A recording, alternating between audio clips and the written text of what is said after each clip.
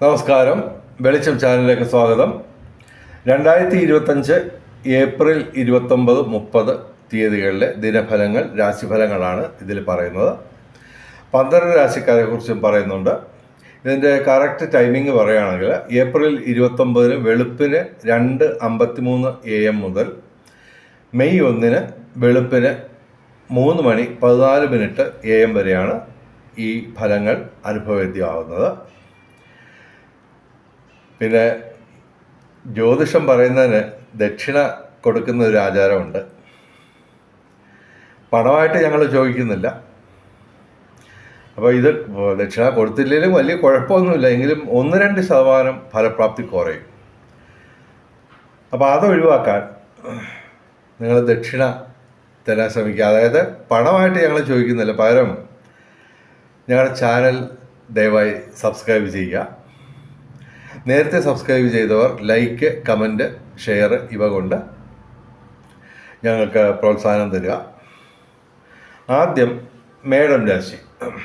അശ്വതി, ഭരണി, കാർത്തിക ആദ്യപാദം. മേടം രാശിക്ക് അത്ര ഗുണകരമായ ദിവസങ്ങളല്ല ഈ ദിവസങ്ങൾ. എങ്കിലും 3 ഗ്രഹങ്ങൾ ഡയറക്റ്റായിട്ട് അനുകൂലമാണ്. വ്യാഴം 2ാം ഭാവത്തിൽ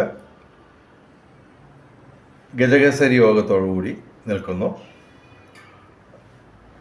അതുപോലെ തന്നെ ശുക്രനും അനുകൂലമാണ്, 12ാം ഭാവത്തിൽ അനുകൂലമായിട്ട് നിൽക്കുന്നു. പക്ഷേ 5 ഗ്രഹങ്ങൾ നിങ്ങൾക്ക് പ്രതികൂലങ്ങളാണ് ഈ ദിവസങ്ങളിൽ.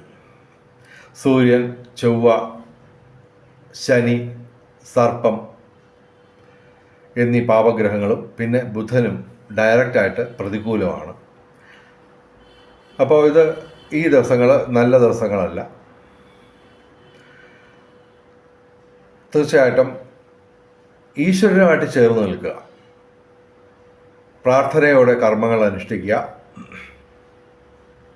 ക്ഷേത്ര ദർശനം, മന്ത്രജപങ്ങൾ, അതുപോലെ തന്നെ കർമ്മത്തിൽ പാലിക്കേണ്ട വിശുദ്ധി, അതുപോലെ തന്നെ ദാനധർമാദികൾ തുടങ്ങിയവ അനുഷ്ഠിച്ച് ഈശ്വരനുമായിട്ട് ചേർന്ന് നിന്ന് കഴിഞ്ഞാൽ ഈ ദോഷാധിക്യം മറികടക്കാൻ പറ്റും. എങ്കിലും മോശമല്ലാത്ത രീതിയിൽ ധനവരവുണ്ടാവും. ഇവിടെ ചന്ദ്രനും വ്യാഴവും ഇടവൻ രാശിയിൽ നിൽക്കുകയാണ്. അപ്പോൾ ഗജകേസരി യോഗം രൂപപ്പെടുന്നു. അപ്പോൾ തീർച്ചയായിട്ടും എല്ലാ രാശിക്കാർക്കും ഒരു 10% ആനുകൂല്യം പ്രത്യേകം ലഭിക്കും ഈ ഗജകേസരി യോഗത്തിൻ്റെ രൂപീകരണം കൊണ്ട്. എങ്കിലും മേടം രാശിക്കാർ കഴിവതും പ്രധാനപ്പെട്ട കാര്യങ്ങൾ മറ്റു ദിവസങ്ങളിലേക്ക് മാറ്റിവെക്കുക. തീർച്ചയായിട്ടും ഇനിയുള്ള ദിവസങ്ങളിൽ ഈ ദോഷാധിക്യം മാറി നല്ല സമയം വരുന്നതായിരിക്കും. ആ സമയത്ത് പ്രധാനപ്പെട്ട കാര്യങ്ങൾ ചെയ്യാൻ ശ്രമിക്കാം. ഇനി ഇടവൻ രാശി. ഇടവൻ രാശി എന്ന് പറയുമ്പോൾ കാർത്തിക അവസാനം 3 പാദം, രോഹിണി, മകയിരം ആദ്യ 2 പാദം. ഇടവൻ രാശിക്ക് ഇടിവെട്ട് സൗഭാഗ്യമാണ്. 7 ഗ്രഹങ്ങൾ ഡയറക്റ്റായിട്ട് അനുകൂലമായിട്ട് നിൽക്കുന്നു. ചന്ദ്രൻ, ചൊവ്വ, സർപ്പം, ശിഖി, ശനി, ശുക്രൻ, ബുധൻ ഇവയൊക്കെ ഡയറക്റ്റായിട്ട് അനുകൂലമായിട്ട് നിൽക്കുകയാണ്. എങ്കിലും വ്യാഴം അനുകൂലമല്ല. അതുപോലെ തന്നെ സൂര്യൻ 12ാം ഭാവത്തിൽ വ്യയസ്ഥാനത്താണ് നിൽക്കുന്നത്. അപ്പോൾ തൊഴിൽ പ്രശ്നങ്ങൾ കുറേശ്ശെയൊക്കെ ഉണ്ടാവുമെങ്കിലും ബാക്കിയുള്ള 7 ഗ്രഹങ്ങളുടെ ഡയറക്റ്റായിട്ടുള്ള സപ്പോർട്ട് കൊണ്ട് തീർച്ചയായിട്ടും ഇവയൊക്കെ മറികടക്കാൻ നിങ്ങൾക്ക് കഴിയും. ഭൂമി ക്രയവിക്രയങ്ങളിലൂടെ ധനവരവ്, അതുപോലെ തന്നെ ഊഹക്കച്ചവടങ്ങളിൽ നേട്ടം, സർവകാര്യ വിജയം എന്ന് പറയുമ്പോൾ നിങ്ങൾ ഏർപ്പെടുന്ന ഏത് പ്രവൃത്തിക്കും നിങ്ങൾക്കൊരു വിജയസാധ്യത നിലനിൽക്കും. അതുമാത്രമല്ല, സാങ്കേതികമായ മികവ് കൊണ്ട് നിങ്ങൾക്ക് വിസ്മയങ്ങൾ സൃഷ്ടിക്കാൻ പറ്റും, അതുവഴി നേട്ടങ്ങൾ ഉണ്ടാക്കാൻ പറ്റും. പിന്നെ ശുക്രനും ബുധനും അനുകൂലമാണ്. അപ്പോൾ കലാസാഹിത്യ രംഗത്തും ബൗദ്ധിക രംഗത്തും വിദ്യാഭ്യാസ രംഗത്തും ഉയർച്ചയുണ്ടാവും. വിവിധ സ്രോതസ്സിൽ നിന്ന് ധനവരവ് ഉണ്ടാവും. പൊതുവെ ഇടവൻ രാശിക്ക് അടിപൊളി ദിവസങ്ങളാണ്. ഇടിവെട്ട് സൗഭാഗ്യമാണ് 29-30 തീയതികളിൽ. ഇനി മിഥുനം രാശി. മകയിരം അവസാന 2 പാദം, തിരുവാതിര പുണർദം ആദ്യ 3 പാദം. മിഥുനം രാശിക്ക് ശനി 9ാം ഭാവത്തിൽ ഭാഗ്യസ്ഥാനത്ത് നിൽക്കുന്നു. അപ്പോൾ അത് ഗുണദോഷ സമ്മിശ്രമാണ്. അതുപോലെ തന്നെ വ്യാഴം പ്രതികൂലമാണ്, ചന്ദ്രനും പ്രതികൂലമാണെങ്കിലും അവിടെ ഗജകേസരി യോഗത്തോടുകൂടി ഇവ നിൽക്കുന്നതുകൊണ്ട് കാര്യമായ ദോഷങ്ങളൊന്നും വരില്ല. അപ്പോൾ പ്രതികൂലമായിട്ടുള്ള ഗ്രഹങ്ങൾ പൊതുവെ കുറവാണ്. ഉള്ളവ തന്നെ ഗുണദോഷ സമ്മിശ്രം എന്ന് നമുക്ക് കണക്കാക്കാൻ പറ്റും. അതുകൂടാതെ ഇവർക്ക് സൂര്യനും ബുധനും അനുകൂലമാണ്. അപ്പോൾ മേടമാസം മുഴുവൻ മിഥുനം രാശിക്ക് തൊഴിൽ ഭാഗ്യം, തൊഴിൽപരമായിട്ടുള്ള നേട്ടം ഇവ പ്രതീക്ഷിക്കാം. പൊതുവെ ഗുണദോഷ സമ്മിശ്രമാണ് മിഥുനം രാശിക്കാർക്ക് എന്ന് ഞങ്ങൾ പ്രവചിക്കുന്നു. പ്രധാന ഹൈലൈറ്റ് എന്ന് പറയുന്നത് കാര്യമായ പ്രതികൂലാവസ്ഥയുള്ള ഗ്രഹങ്ങൾ കുറവാണ്. ഭൂരിപക്ഷം ഗ്രഹങ്ങളും ഗുണദോഷ സമ്മിശ്രമായിട്ടുള്ള ഫലമാണ് തരുന്നത്. ഇനി കർക്കിടകം രാശി. പുണർദം അവസാന പാദം, പൂയ ആയില്യം. കർക്കിടകം രാശിക്ക് ഗുണാധിക്യമാണ് കാണുന്നത്. 6 ഗ്രഹങ്ങൾ അനുകൂലമായിട്ട് നിൽക്കുന്നു. ചൊവ്വ മാത്രമാണ് ഡയറക്റ്റായിട്ട് പ്രതികൂലമായിട്ട് നിൽക്കുന്നത്. അപ്പോൾ ചൊവ്വാഴ്ച വ്രതമെടുത്ത് നിങ്ങൾ മുരുകക്ഷേത്രത്തിൽ, സുബ്രഹ്മണ്യ ക്ഷേത്രത്തിൽ വഴിപാടുകൾ നടത്തുക. പാലഭിഷേകം, ഭസ്മാഭിഷേകം ഇവയൊക്കെ നടത്തിയാൽ ഈ ദോഷാധിക്യം, ചൊവ്വ കൊണ്ടുള്ള ദോഷാധിക്യം അങ്ങ് മാറും. എങ്കിലും നിങ്ങൾ വാഹനം ഓടിക്കുമ്പോൾ സൂക്ഷിക്കുക. അതുപോലെ തന്നെ അഗ്നിഭയം ഉണ്ടാവാം. അതുപോലെ തന്നെ ഇലക്ട്രോണിക് ഉപകരണങ്ങൾ തകരാറിലാവാനുള്ള സാധ്യത ഉണ്ട്. എങ്കിലും 6 ഗ്രഹങ്ങൾ, അതിൽ ഏറ്റവും വലിയ ഹൈലൈറ്റ് എന്ന് പറയുന്നത് വ്യാഴം 11ാം ഭാവത്തിൽ ലാഭസ്ഥാനത്താണ് നിൽക്കുന്നത്. അതിൻ്റെ കൂടെ ഇവിടെ ചന്ദ്രനും വ്യാഴത്തിൻ്റെ കൂടെ ചേർന്ന് നിന്ന് ഗജകേസരി യോഗം രൂപീകരിക്കുന്നു. അപ്പോൾ തീർച്ചയായിട്ടും ഇരട്ടി ഫലം അവിടെ ഉണ്ടാവുകയാണ്. 11ാം ഭാവത്തിൽ ലാഭസ്ഥാനത്ത് ചന്ദ്രനും വ്യാഴവും കൂടി ഗജകേസരി യോഗം രൂപീകരിക്കുന്നു. അപ്പോൾ 29-30 തീയതികളിൽ കർക്കിടകം രാശിക്ക് അസാമാന്യമായ ധനവരവ് കാണും. അതുപോലെ തന്നെ ബന്ധങ്ങൾ ഊഷ്മളമാവും. കാരണം ശുക്രനും വ്യാഴവും അനുകൂലമാണ്. പുതിയ സുഹൃത്തുക്കളെ ലഭിക്കാം. ആ സൗഹൃദ ബന്ധം കൊണ്ട് നിങ്ങൾക്ക് നേട്ടങ്ങൾ ഉണ്ടാവാൻ സാധ്യതയുണ്ട്. പിന്നെ സൂര്യൻ ഉച്ചരാശിയിൽ മേടം രാശിയിൽ നിൽക്കുകയാണ്. അപ്പോൾ ഇവർക്ക് മേടമാസം മുഴുവൻ തൊഴിൽ ഭാഗ്യം, പിതൃഗുണം, സന്താന നേട്ടം ഇവയൊക്കെ പ്രതീക്ഷിക്കാം. പിന്നെ ഊഹക്കച്ചവടങ്ങളിൽ ഇവർക്ക് സാധ്യത കാണുന്നു. പൊതുവെ കർക്കിടകം രാശിക്ക് ഗുണാധിക്യമാണ് കാണുന്നത്. ഇനി ചിങ്ങം രാശി. മകം, പൂര, ഉത്രം ആദ്യ പാദം. ചിങ്ങം രാശിക്ക് ചൊവ്വ, ശനി, സർപ്പം ഇവ പ്രതികൂലമാണ്, ഡയറക്റ്റായിട്ട് പ്രതികൂലമാണ്. പാപഗ്രഹങ്ങൾ പ്രതികൂലമാകുമ്പോൾ നമ്മൾ സൂക്ഷിക്കുക. വാഹനങ്ങൾ സൂക്ഷിച്ചോടിക്കുക. അഗ്നിഭയം ഉണ്ടാവാം. ഇലക്ട്രോണിക് ഉപകരണങ്ങൾ തകരാറിലാവാനുള്ള സാധ്യത ഉണ്ട്. അഷ്ടമത്തിലാണ് ശനിയും സർപ്പവും നിൽക്കുന്നത്. എങ്കിലും മെയ് 18-ാം തീയതി സർപ്പം അഷ്ടമത്തിൽ നിന്ന് മാറും. അപ്പോൾ അത്രയും ദോഷം കുറഞ്ഞിരിക്കും.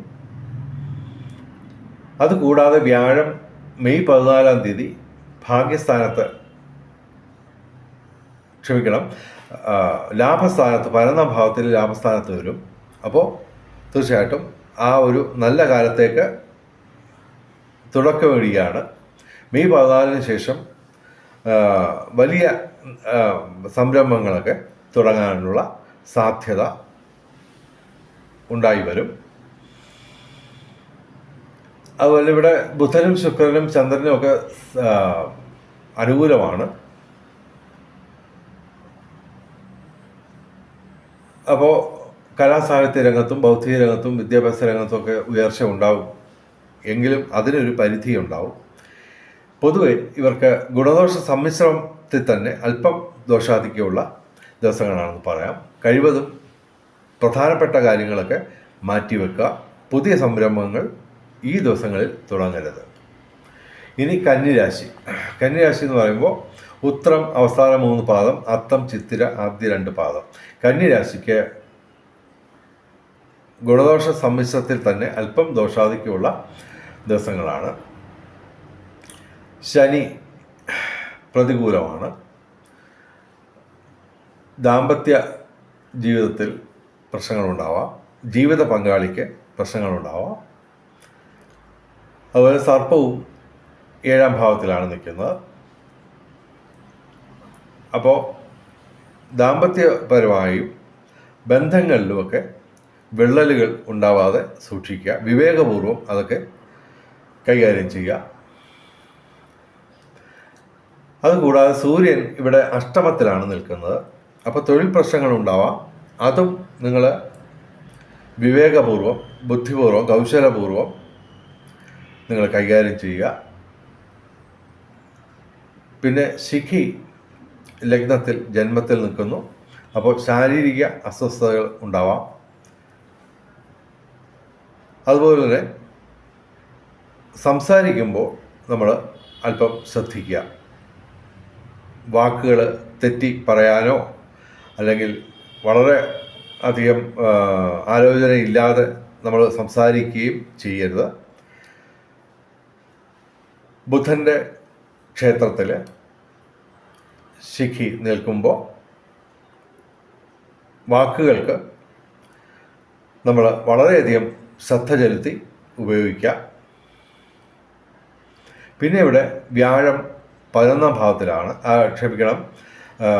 ഭാഗ്യസ്ഥാനത്താണ്. അപ്പോൾ അത്രയും ദൈവാധീനം ഉണ്ട്. എങ്കിലും അതിനൊക്കെ ഒരു പരിധി ഉണ്ടാവും. പൊതുവെ ചൊവ്വ 11ാം ഭാവത്തിൽ നിൽക്കുന്നതുകൊണ്ട് നിയമപ്രശ്നങ്ങളിൽ നിന്ന് നിങ്ങൾക്ക് രക്ഷപ്പെടാൻ പറ്റും. അതുപോലെ കേസ് വഴക്കുകൾ അവയൊക്കെ അനുകൂലമായിട്ട് ഭവിക്കാനുള്ള സാധ്യത കാണുന്നു. ഭൂമി ക്രയവിക്രയങ്ങളിലൂടെ ധനവരവ് കാണുന്നു. എങ്കിലും പൊതുവെ കന്നിരാശിക്ക് ഗുണദോഷ സമ്മിശ്രത്തിൽ തന്നെ അല്പം ദോഷാധിക്യമുള്ള ദിവസങ്ങളാണ്. ഇനി തുലാം രാശി. തുലാം രാശി എന്ന് പറയുമ്പോൾ ചിത്തിര അവസാന 2 പാദം, ചോതി വിശാഖം ആദ്യ 3 പാദം. തുലാം രാശിക്ക് ഗുണാധിക്യമാണ് കാണുന്നത്. വ്യാഴം പ്രതികൂലമാണെങ്കിലും മറ്റ് ഗ്രഹങ്ങളൊക്കെ ഒന്നുകിൽ ഗുണാധിക്യം തരുന്ന അവസ്ഥയിലോ അല്ലെങ്കിൽ ഗുണദോഷ സമ്മിശ്രമായ ഫലം തരുന്ന അവസ്ഥയിലോ ആണ്. എങ്കിലും ഇവിടെ ശനി, ചൊവ്വ, സർപ്പം തുടങ്ങിയ പാപഗ്രഹങ്ങൾ അനുകൂലമായിട്ട് നിൽക്കുന്നു. അപ്പോൾ പാപഗ്രഹങ്ങൾ അനുകൂലമായിട്ട് വരുമ്പോൾ തീർച്ചയായിട്ടും തുലാം രാശിക്കാർക്ക് ഗുണാധിക്യമുള്ള അനുഭവങ്ങൾ ഉണ്ടാവും. കൂടാതെ കാര്യമായ പ്രതികൂലാവസ്ഥയിലുള്ള ഗ്രഹങ്ങളില്ല. അപ്പോൾ ഉറപ്പിക്കാം, തുലാം രാശിക്ക് ഗുണാധിക്യമാണ് കാണുന്നത്. വിവിധ സ്രോതസ്സിൽ നിന്ന് ധനവരവ് ഉണ്ടാവും. നിങ്ങൾ ഏർപ്പെടുന്ന ഏത് കാര്യത്തിനും ഒരു വിജയസാധ്യത നിലനിൽക്കുന്നുണ്ട്. അതുപോലെ ഊഹക്കച്ചവടങ്ങളിൽ നേട്ടമുണ്ടാവാം. ഭൂമി ക്രയവിക്രയങ്ങളിലൂടെ ധനവരവ് കാണുന്നു. നിയമപ്രശ്നങ്ങളിൽ നിന്ന് അനുകൂലമായിട്ടുള്ള മാറ്റങ്ങൾ വന്ന് നേട്ടങ്ങളുണ്ടാവാം. തുലാം രാശിക്ക് ഗുണാധിക്യമാണ് ഞങ്ങൾ പ്രവചിക്കുന്നത്. ഇനി വൃശ്ചികം രാശി. വിശാഖം അവസാന പാദം, അനിഴം തൃക്കേട്ട. വൃശ്ചികം രാശിക്ക് അടിപൊളി ഇടിവെട്ട് സൗഭാഗ്യങ്ങളാണ് കാത്തിരിക്കുന്നത്. ഇവർക്ക് ഗ്രഹങ്ങളൊന്നും തന്നെ ഡയറക്റ്റായിട്ട് പ്രതികൂലങ്ങളില്ല. 6 ഗ്രഹങ്ങൾ ഡയറക്റ്റായിട്ട് അനുകൂലവുമാണ്. അതേസമയം ഡയറക്റ്റായിട്ട് പ്രതികൂലമായിട്ടുള്ള ഗ്രഹങ്ങളൊന്നും തന്നെയില്ല. ഗുണദോഷ സമ്മിശ്രമായിട്ട് ഏകദേശം 3 ഗ്രഹങ്ങൾ നിൽക്കുന്നു. അപ്പോൾ കൃത്യമായിട്ട് പറയാം, വൃശ്ചികം രാശിക്ക് ഇടിവെട്ട് സൗഭാഗ്യങ്ങളാണ് കാത്തിരിക്കുന്നത്. വിവിധ സ്രോതസ്സിൽ നിന്ന് ധനവരവുണ്ടാവും. മേടമാസം മുഴുവൻ തൊഴിൽ ഭാഗ്യമുണ്ടാവും. സന്താന നേട്ടം, പിതൃഗുണം ഇവയൊക്കെ പ്രതീക്ഷിക്കാം. അതുപോലെ ചന്ദ്രനും വ്യാഴവും 7ാം ഭാവത്തിൽ നിൽക്കുന്നു. അപ്പോൾ ബന്ധങ്ങൾ വഴി നേട്ടമുണ്ടാവും. ശുക്രനും അനുകൂലമാണ്. അപ്പോൾ ബന്ധങ്ങൾ സുദൃഢമാവും. ഊഷ്മളമായ അനുഭവങ്ങൾ ബന്ധങ്ങളിൽ എല്ലാ തരത്തിലുള്ള ബന്ധങ്ങളിലും ഊഷ്മളമായ അനുഭവങ്ങൾ പ്രതീക്ഷിക്കാം. അതുപോലെ തന്നെ ഊഹക്കച്ചവടങ്ങളിൽ നേട്ടമുണ്ടാവും. പൊതുവെ ഇവർക്ക് ഇടിവെട്ട് സൗഭാഗ്യമുള്ള ദിവസങ്ങളാണ്. ഇനി ധനുരാശി എന്ന് പറയുമ്പോൾ മൂലം, പൂരാടം, ഉത്രാടം, ആദ്യപാദം. ധനുരാശിക്ക് അല്പം ദോഷാധിക്യമുള്ള ദിവസങ്ങളാണ്. ഗുണദോഷ സമ്മിശ്രത്തിൽ തന്നെ അല്പം ദോഷാധിക്യമുള്ള ദിവസങ്ങളാണ്. ഇവർക്ക് ശനി, വ്യാഴം, ചൊവ്വ ഇത് മൂന്നും പ്രതികൂലമായിട്ട് നിൽക്കുന്നു. ക്ഷേത്രദർശനം, മന്ത്രജപങ്ങൾ, കർമ്മത്തിൽ പാലിക്കേണ്ട വിശുദ്ധി, ദാനധർമാദികൾ ഇവ അനുഷ്ഠിച്ചാൽ ഈ ചെറിയ ദോഷാധിക്യത്തിൽ നിന്ന് നിങ്ങൾക്ക് ഗുണാധിക്യമുള്ള ദിവസങ്ങളിലേക്ക് ഈ അനുഭവങ്ങൾ മാറ്റിയെടുക്കാൻ പറ്റും, ഈശ്വരനുമായിട്ട് ചേർന്ന് നിന്നാൽ. എങ്കിലും കലാസാഹിത്യ രംഗത്തും ബൗദ്ധിക രംഗത്തും വിദ്യാഭ്യാസ രംഗത്തുമൊക്കെ ഉയർച്ച ഉണ്ടാവും. എങ്കിലും അതിനൊക്കെ ഒരു പരിധി ഉണ്ടാവും. പൊതുവെ വിവിധ സ്രോതസ്സിൽ നിന്ന് ധനവരം ഉണ്ടാവുമെങ്കിലും അതിനും ഒരു പരിധികളൊക്കെ ഉണ്ടാവും. ധനുരാശിക്ക് ഗുണദോഷ സമ്മിശ്രത്തിൽ തന്നെ അല്പം ദോഷാധിക്യമുള്ള ദിവസങ്ങളാണ്. ഇനി മകരം രാശി എന്ന് പറയുമ്പോൾ ഉത്രാടം അവസാനം 3 പാദം, തിരുവോണം, അവിട്ടം ആദ്യ 2 പാദം. മകരം രാശിക്ക് ഗുണാധിക്യമാണ് കാണുന്നത്. ഇവർക്ക് ഡയറക്റ്റായിട്ട് പ്രതികൂലങ്ങളായിട്ട് ഉള്ള ഗ്രഹങ്ങൾ കുറവാണ്. ഡയറക്റ്റായിട്ട് പ്രതികൂലമായിട്ടുള്ള ഗ്രഹങ്ങളില്ല എന്ന് തന്നെ പറയാം. 4 ഗ്രഹങ്ങൾ ഗുണദോഷ സമ്മിശ്രമായിട്ടുള്ള ഫലങ്ങളാണ് തരുന്നത്. അതേസമയം ശനി, വ്യാഴം, രാഹു, കേതു ഇവ ദീർഘകാലം ഒരേ രാശിയിൽ നിൽക്കുന്ന ഈ 4 ഈ ഗ്രഹങ്ങൾ അനുകൂലമായിട്ട് നിൽക്കുകയാണ്. വ്യാഴം 5ാം ഭാവത്തിൽ, ശനി 3ാം ഭാവത്തിൽ, സർപ്പം 3ാം ഭാവത്തിൽ, ഇതൊക്കെ അനുകൂലമാണ്. അപ്പോൾ ഏർപ്പെടുന്ന ഏതൊരു കാര്യത്തിനും നിങ്ങൾക്ക് വിജയസാധ്യത നിലനിൽക്കുന്നു. സർവകാര്യ വിജയം, സർവവിധ സൗഭാഗ്യം, ദൈവാധീനം ഇവയൊക്കെ അനുഭവപ്പെടും. അതുപോലെ തന്നെ ബന്ധങ്ങൾ സുദൃഢമാവും. ഊഷ്മളമായ ബന്ധങ്ങളിലൂടെ കാര്യങ്ങൾ നേടാം. അതുപോലെ തന്നെ വിവാഹം കാത്തു നിൽക്കുന്ന യുവതി യുവാക്കൾക്ക് അനുകൂലമായിട്ടുള്ള സംഭവങ്ങളുണ്ടാവും. അതുപോലെ തന്നെ ഊഹക്കച്ചവടങ്ങളിൽ നേട്ടമുണ്ടാവും. വിവിധ സ്രോതസ്സിൽ നിന്ന് ധനവരവുണ്ടാവും. പൊതുവെ മകരം രാശിക്കും അത്യധികം ഗുണാധിക്യമുള്ള ദിവസങ്ങളാണ്. കാരണം പ്രധാനമായിട്ട് പറയുന്നത് ഇതാണ്, പ്രതികൂലങ്ങളായിട്ട് ഗ്രഹങ്ങളൊന്നും തന്നെയില്ല. അതാണ് വൃശ്ചിക രാശിയെ പോലെ തന്നെ മകരം രാശിക്കുള്ളത്. എങ്കിലും 5 ഗ്രഹങ്ങൾ, പ്രധാനപ്പെട്ട 5 ഗ്രഹങ്ങൾ അനുകൂലവുമാണ്. അപ്പോൾ നല്ല ദിവസങ്ങൾ, ഇടിവെട്ട് സൗഭാഗ്യമുള്ള ദിവസങ്ങളാണ് മകരം രാശിക്ക്. ഇനി കുംഭം രാശി എന്ന് പറയുമ്പോൾ അവിട്ടം അവസാന 2 പാദം, ചതയം, പൂരിട്ടാതി ആദ്യ 3 പാദം. കുംഭം രാശിക്ക് ഗുണദോഷ സമ്മിശ്രമായിട്ടുള്ള ഫലങ്ങളാണ് പ്രതീക്ഷിക്കുന്നത്. അഷ്ടമത്തിൽ കേതു നിൽക്കുന്നു. അപ്പോൾ സംസാരത്തിൽ അല്പം ശ്രദ്ധ കേന്ദ്രീകരിക്കുക. ബുധൻ്റെ ക്ഷേത്രത്തിൽ നിൽക്കുമ്പോൾ ശിഖി വഴി അഷ്ടമത്തിൽ വരുമ്പോൾ ഈ സംസാരവുമായിട്ട് ബന്ധപ്പെട്ട് പ്രശ്നങ്ങൾ ഉണ്ടാകാൻ സാധ്യതയുണ്ട്. അപ്പോൾ വളരെ കരുതി നമ്മൾ വാക്കുകൾ ഉപയോഗിക്കുക. പിന്നെ ശനി ഇവിടെ 7 ശനിയാണ്. അപ്പോൾ ശനിയാഴ്ച വ്രതമെടുത്ത് ശിവക്ഷേത്രത്തിൽ ജലധാര നടത്തുക, അയ്യപ്പന് നീരാഞ്ജനം, ശനിക്ക് എള്ളുവിളക്ക് തുടങ്ങിയ വഴിപാടുകളൊക്കെ നടത്തി ഈശ്വരനുമായിട്ട് ചേർന്ന് നിന്നുകയാൽ ഈ ഗുണദോഷ സമ്മിശ്രം എന്നുള്ളത് ഗുണാധിക്യമുള്ള ദിവസങ്ങളായി ഇവർക്ക് മാറ്റിയെടുക്കാൻ പറ്റും. മേടം മാസം മുഴുവൻ ഇവർക്ക് തൊഴിൽ ലാഭം ഉണ്ടാവും. അതുപോലെ തന്നെ സന്താനങ്ങൾ വഴി നേട്ടം, പിതൃഗുണം, പിന്നെ ചൊവ്വ അനുകൂലമാണ്. അപ്പോൾ ഭൂമി ക്രയവിക്രയങ്ങളുടെ നേട്ടമുണ്ടാവും. അതുതന്നെ സൂര്യനും ചൊവ്വയും ഒരുമിച്ച് അനുകൂലമാകുമ്പോൾ പിതൃസ്വത്ത് ലഭിക്കുകയോ അല്ലെങ്കിൽ പിതൃസ്വത്തിൽ നിന്ന് കൃഷി വഴിയുള്ള ആദായമോ ലഭിക്കാനുള്ള സാധ്യതയുണ്ട്. ബുധനും ശുക്രനും അനുകൂലമാകുമ്പോൾ കലാസാഹിത്യ രംഗത്തും ബൗദ്ധിക രംഗത്തും വിദ്യാഭ്യാസ രംഗത്തും ഉയർച്ച ഉണ്ടാവും. വിവിധ സ്രോതസ്സിൽ നിന്ന് ധനവരവ്. എങ്കിലും ഇവയൊക്കെ അല്പം പരിധിക്കുള്ളിൽ മാത്രമേ ലഭിക്കാനുള്ള സാധ്യതയുള്ളൂ. കാരണം 7 ശനിയാണ്. എങ്കിലും പൊതുവെ 3 ഗ്രഹങ്ങൾ ഗുണദോഷ സമ്മിശ്രവുമാണ്. അപ്പോൾ പൊതുവെ ഞങ്ങൾ പറയുന്നത് കുംഭൻ രാശിക്ക് ഗുണദോഷ സമ്മിശ്രമാണ് ഫലങ്ങൾ. ഇനി മീനം രാശി എന്ന് പറയുമ്പോൾ പൂരിട്ടാതി അവസാന പാദം, ഉത്രട്ടാതി രേവതി. മീനം രാശിക്ക് ദോഷങ്ങളെല്ലാം കുറഞ്ഞു വരികയാണ്.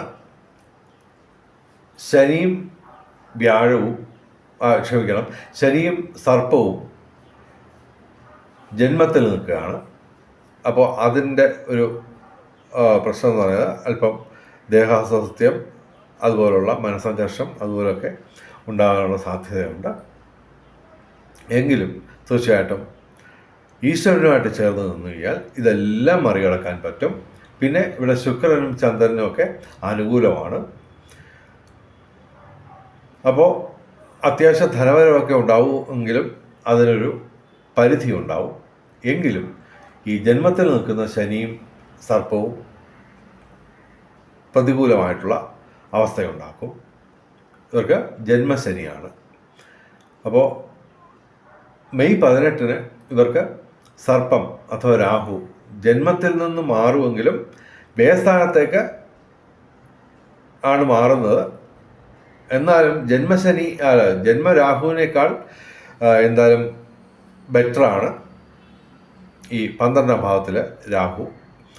അപ്പോൾ മെയ് 18 തൊട്ട് ഇവർക്ക് വലിയൊരു മാറ്റം വരുന്നുണ്ട്.